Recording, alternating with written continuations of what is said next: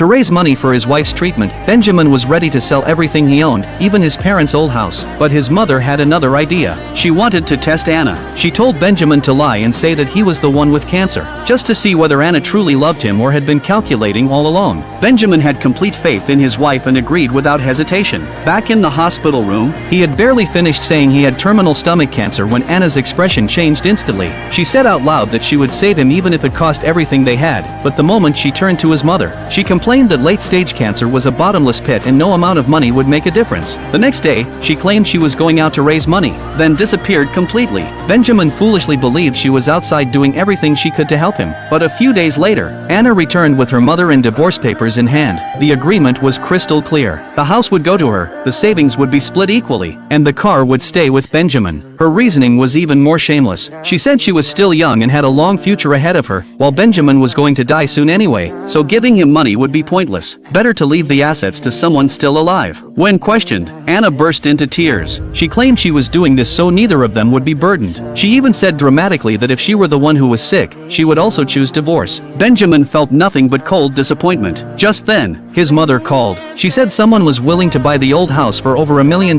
enough to cover the surgery. The moment Anna's mother heard that, she turned hostile and firmly opposed selling it. She had already done the math. If the old house was sold, Benjamin's parents would have nowhere to live and would eventually move into the new house, becoming a burden on her daughter. They did not just want the money, they wanted to cut off his parents' future too. But what came next was even worse. Right in front of Benjamin, Anna called a doctor friend of hers and canceled the specialist surgery appointment. That doctor was the only one in the province capable of performing the procedure. If Benjamin missed this chance, there would never be another one. On the phone, she coldly said, spending $1 million to save someone like him isn't worth it. In that moment, Benjamin gave up completely. He finally understood that the marriage he had fought so hard to protect was nothing but a joke. The next day, he agreed to the divorce. Outside the civil affairs office, he pulled out a medical report, ready to tell Anna the truth. But Anna and her mother would not even look at it. They assumed it was another trick to gain sympathy and tore the report to pieces on the spot before walking away. Once divorced, Anna immediately moved on to her next target, Jack,